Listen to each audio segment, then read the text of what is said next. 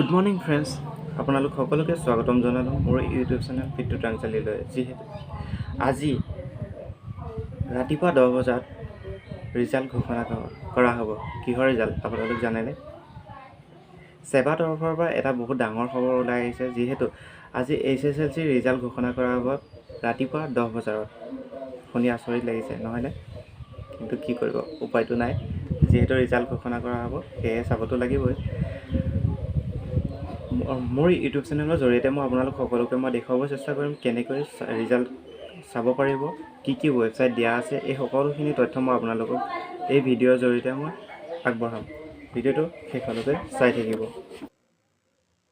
এইখনেই হ'ল সেৱাৰ তৰফৰ পৰা ওলাই অহা এখন নতুন নটিচ। এইখনত উল্লেখ থকা যিখিনি আছে মই আপোনালোক সকলোকে দেখুৱাবলৈ চেষ্টা কৰিম। ইয়াত board of secondary education Assam এইখনত লিখা আছে নটিফিকেশ্যনছ। This is hereby notified of the information for information all the candidates who appear in the high school leaving certificate examination 2023 conducted by the Board of Secondary Education Assam during the month of March 2023 that their result will be declared thoughts the results gazetted in PDF format and the roll numbers of the candidates who are declared passed will be provided therein. আৰু ইয়াত এটা কথা উল্লেখ কৰা আছে 1 number অপশ্যনত presently student will have to download their digital mode of mark sheet thoughts websites or can view their mark sheet thoughts mobile app from 10 a.m. of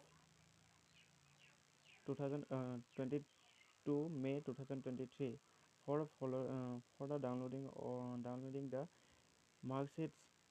Students will have to enter their roll on number in the space provided. For example, যেনেকে ইয়াত উল্লেখ আছে সেই তেনেকেই আপোনালোকে roll number বহাব লাগিব। প্ৰথমতে ৰোল নাম্বাৰ আৰু প্ৰথমতে ৰোল আৰু দ্বিতীয়তে ৰোল নাম্বাৰটো।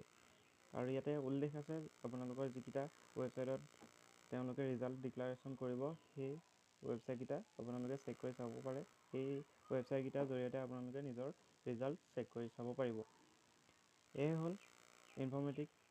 হ'ল ইনফৰ্মেশ্যন আপোনালোকলৈ প্ৰভাইড কৰিলোঁ। আৰু এনেকুৱা ধৰণৰ ইনফৰ্মেশ্যন আপোনালোকে যদি পাবলৈ মোৰ চেনেলটো ছাবস্ক্ৰাইব কৰি থ'ব আৰু লগতে লাইক কমেণ্ট শ্বেয়াৰ কৰি দিব। ধন্যবাদ।